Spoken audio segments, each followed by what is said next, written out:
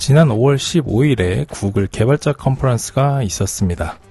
매해 구글에서 새롭게 개발한 기술에 대해서 심도 있는 발표를 진행을 하였는데요. 이번 개발자 컨퍼런스의 메인 주제는 제미나이에 대한 발표였습니다. 그 외에도 제미나이를 적용한 다양한 기술들을 함께 발표를 했었는데요. 이번 테크 언박싱에서는 구글의 개발자 컨퍼런스에서 있었던 주요 내용들을 살펴보도록 하겠습니다.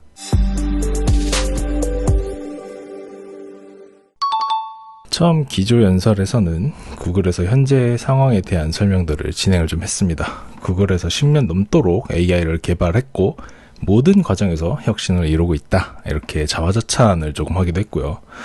현 시대를 제미나이 시대라고 명명하기도 했습니다. 그래서 현재의 제미나이 시대에서 멀티모달로 AI를 개발할 계획을 처음부터 가지고 있었음을 시사하였고요. 시작에 불과했던 이 제미나이는 현재 1.5%를 통해서 100만 개의 토큰을 지속적으로 실행할 수 있으며 어떤 대규모 모델보다도 크다고 발표를 진행했습니다. 추가적으로 제미나이 어드밴스드에 대한 설명을 했는데요. 현재 제미나이 어드밴스드 같은 경우는 최고 성능의 모델을 사용할 수 있으며 가장 놀라운 변화는 구글의 검색이고 이미 생성형 AI가 수십억 개의 질문에 답변을 달았다라고도 했습니다. 이번 개발자 컨퍼런스에서 키노트에서는 자신있게 AI 기능을 접목시킨 기술들을 발표할 것이다 라고 했고요. 그 내용들을 다시 살펴보도록 하겠습니다. 두 번째 주된 내용은 구글 딥마인드의 발표였습니다. 구글 딥마인드에서는 알파폴드 3에 대한 발표를 진행을 했었는데요. 이 알파폴드라고 하는 것은 단백질, DNA, RNA 구조를 분석하고 상호작용을 예측할 수 있는 기술을 가지고 있습니다. 이 알파폴드 3 같은 경우는 구글의 텐서 프로세싱 유닛인 TPU를 이용해서 개발을 하였는데, 이 TPU를 이용해서 제미나이의 네이티브 멀티모달을 이용하였고, 이를 통해서 제미나이 1.5 플래시를 개발하였다고 합니다. 기존 제미나이 1.5보다 비용을 좀 줄이고 효율성이 중요한 작업에 최적화된 모델을 개발을 하였다라는 거고요. 이 제미나이 1.5 플래시 모델 같은 경우에는 구글 AI 스튜디오와 버텍스 AI에서 최대 100만 개의 토큰으로 사용할 수 있다라고 발표하였습니다. 이와 같은 개발 내용들을 프로젝트 아스트라라는 이름으로 기술을 개선하고 새로운 모델을 생성하는 것, 그리고 확장성을 개척하는 것으로 집중적으로 진행하고 있다라고 했습니다. 이 프로젝트를 통해서 생성형 미디어 도구 중에 이미지를 생성하는 이매진3는 다른 이미지 생성 AI보다 높은 퀄리티의 산출물을 생성할 수 있음을 보여주었고, 이 외에도 뮤직 AI 샌드박스를 통해 다양한 음악 생성 작업이 가능한 것을 보여주었습니다. 추가적으로 영상 생성 모델인 Veo를 발표하였고, 이 모델들 모두 AI 샌드박스에서 사용해 볼 수 있다라고 발표하였습니다. 다음은 구글의 핵심인 검색 엔진에 대한 부분입니다.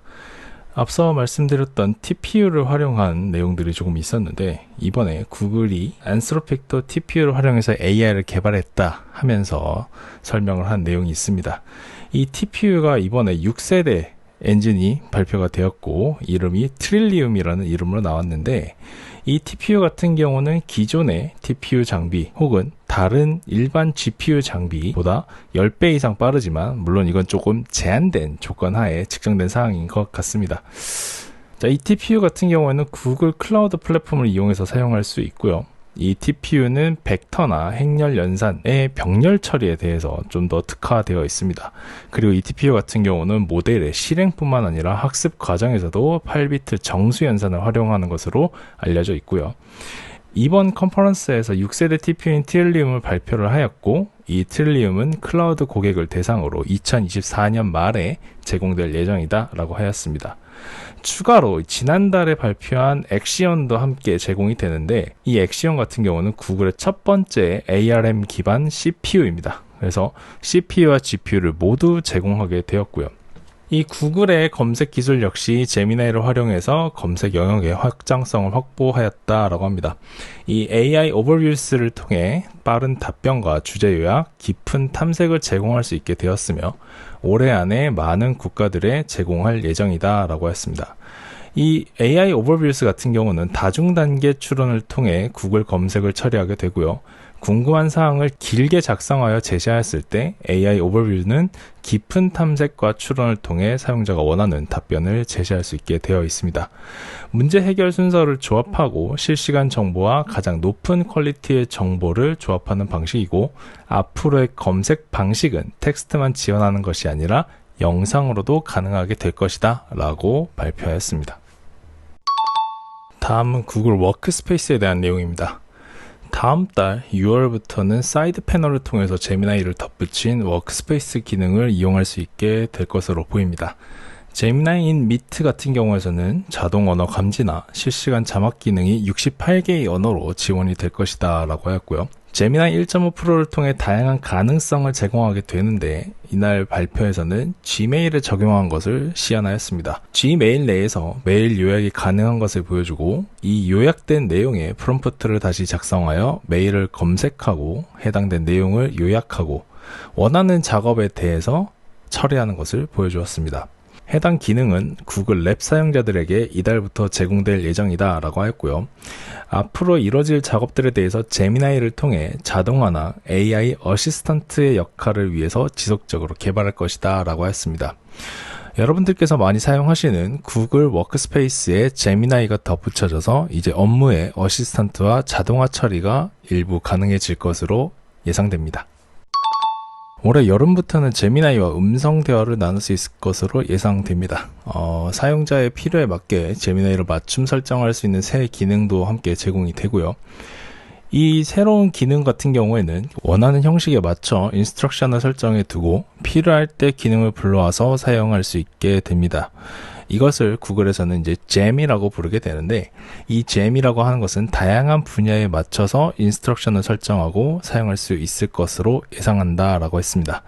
사실 이 기능 같은 경우는 이미 오픈 AI에서 플레이그라운드에서 이 인스트럭션 설정하고 나만의 챗봇을 만드는 것과 좀 유사한 기능인데, 잼은 기존에 제공되고 있었던 제미나이의 어플리케이션을 통해서 인스트럭션을 설정해 두고 그때마다 불러서 바로 사용할 수 있게 되었습니다. 오픈 AI와 상당히 좀 유사한 기능들을 좀 제공하고 있는 것 같습니다. 기존의 오픈 AI의 플레이그라운드 같은 경우는 웹에서 이 나만의 커스텀 챗봇을 만드는 형태가 있었다면, 이 구글의 잼 같은 경우는 모바일 어플리케이션에서 접근성을 좀 높인 기능을 보여줄 수 있는 것 같습니다. 기존의 제미나이 사용자는 전 세계의 모든 챗봇 중에 컨텍스트 윈도우가 가장 긴 제미나이 1.5 프로를 바로 사용할 수 있을 것이다 라고 하였고, 이 컨텍스트가 긴 만큼 복잡한 내용을 처리할 수 있는 AI의 시대가 열렸다 라고 자평하였습니다. 특히 비정형 데이터가 주류인 사진 데이터를 구글 포토를 통해서 텍스트로 검색해서 찾아낼 수 있고, 제미나이의 멀티모달을 추가하여 모든 모달을 내재하고 있는 모델을 만들어낸 것이다 라고 하였습니다. 이 긴 컨텍스트 같은 경우는 수백 페이지의 텍스트나 수시간의 음성, 그리고 긴 영상뿐 아니라 전체 코드 저장소까지도 처리할 수 있다 라고 하였고요. 이 제미나이 1.5 프로 같은 경우는 100만 컨텍스트 윈도우를 제공하고 35개의 언어를 지원한다고 합니다. 여기서 더 나아가서 컨텍스트 윈도우를 200만 토큰까지 확장할 것이다. 그리고 이 개발자들은 비공개 프리뷰를 통해서 사용할 수 있다라고 하였습니다. 그리고 구글의 가장 궁극적인 목표는 바로 무제한 컨텍스트 처리가 가장 궁극적인 목표라고 하고요. 이 제미나이 같은 경우는 계속해서 개량한 모델과 지속적으로 확장하는 모델이 발표될 것으로 예상됩니다. 다음은 안드로이드에 대한 소식도 같이 발표를 하였습니다. 안드로이드는 비교적 간단하게 좀 설명을 드릴 수 있을 것 같은데, 일단 이 안드로이드 발표에서는 모든 안드로이드 사용자는 AI 기반의 기능들을 활용할 수 있게 되었다고 합니다. 삼성 언팩에서 미리 발표했었던 서클 투 서치 기능 같은 경우는 연말까지는 좀 더 추가된 기능들이 제공될 예정입니다. 추가되는 기능에서는 기호로 된 수식이나 다이어그램, 그래프 등의 복잡한 문제를 해결할 수 있을 것이다 라고 하였고요. 모든 안드로이드 사용자는 사용이 가능하지만 iOS 사용자 같은 경우는 애플의 발표를 좀 기다릴 수밖에 없을 것 같습니다. 좀 번외의 얘기긴 하지만 애플 같은 경우는 AI 개발을 위해서 이번에 오픈 AI와 좀 더 협력을 할 것으로 예상된다고 하였으니 다음 애플의 발표 때 어떤 기능들이 있을지 기대가 되는 부분이 있을 것 같습니다. 다음에 발표는 개발자용 업데이트에 대한 내용들이 좀 발표되었습니다. 제미나이의 API의 동영상 프레임 추출, 한 번에 2개 이상 호출을 반환할 수 있는 패러럴 함수 호출, 그리고 컨텍스트 캐싱이 다음 달 6월에 새로운 API로 제공될 것이다 라고 합니다. 모든 파일을 모델로 한 번에 보낼 수 있고 계속해서 다시 전송할 필요가 없으며 긴 컨텍스트를 유용하고 저렴하게 만들 수 있다라고 발표했습니다. 추가적으로 이제 이 AI를 사용하는 비용에 대한 발표도 함께 진행이 됐는데 1.5 프로 같은 경우는 100만 토크당 $7, 128K 프롬프트 같은 경우는 $3.5라고 합니다. 그리고 1.5 플래시 같은 경우는 100만 토큰당 35센트라고 하고요. 각각의 모델의 용도에 대해서도 함께 설명을 해주었는데 1.5 프로 같은 경우는 복잡한 작업이나 최고 품질의 응답이 필요한 경우 사용을 하지만 상대적으로 속도가 조금 늦다라고 하고요. 1.5 플래시 같은 경우는 빠르고 간단한 작업 그리고 응답 속도가 중요할 경우 선택하면 좋을 것이라 하는데 개발자 같은 경우는 어떤 모델이 적합한지 스스로 알게 될 것이다 라고 하더라고요. 1.5 프로와 플래시 같은 경우는 aistudio.google.com에서 해당되는 모델들을 사용해 볼 수 있다고 합니다. 추가적으로는 구글의 모델 제품군인 젬마2를 소개하였는데 기존 젬마 같은 경우는 제미나이와 동일한 연구 기술 기반의 7B와 2B 모델을 제공하였는데 많은 개발자들의 요청에 의해서 좀 더 큰 모델을 개발하였다고 합니다. 그래서 6월에 새로 발표될 젬마2 같은 경우는 27B, 27억 개의 파라미터를 가지고 있는 모델을 제공할 것이다 라고 합니다. 마지막으로는 Responsible AI에 대한 발표가 있었습니다. 현 시대에 AI가 무수히 쏟아지고 있는 가운데 AI가 생성하는 생성물이나 모델을 통해 발생할 오용의 문제에 대비해서 구글 같은 경우는 SynthID라는 것을 개발했다고 합니다. 이 SynthID라고 하는 것은 쉽게 말해 워터마크 기능이다 라고 보시면 되겠는데 생성된 텍스트나 이미지, 오디오, 영상에 SynthID를 이식하여 식별이 용이하도록 만들 예정이다 라고 합니다. 이 워터마크 기능을 통해 모델의 보안을 확보하고 생태계 개선을 위해 노력할 예정이다 라고 하고요. 또 추가적으로는 LearnLM이라는 모델을 개발하여 교육 연구에 바탕을 두고 개인적이고 몰입도 높은 학습 경험을 제공하며 일상적으로 사용되는 제품에 적용할 예정이다 라고 합니다. 그 일상적인 제품이라 한다면 안드로이드나 제미나이, 유튜브 등이 포함되는 것이고요. 예를 들어서 유튜브 같은 경우에는 교육 영상과 상호작용을 향상하여 명확한 질문을 하고 유용한 설명을 제공하며 퀴즈를 풀 수 있도록 한다 라고 합니다. 지금까지 구글 개발자 컨퍼런스에서 발표한 주요 내용들을 살펴봤습니다. 큰 맥락으로 7가지 정도 주제가 있었던 것으로 보이고요.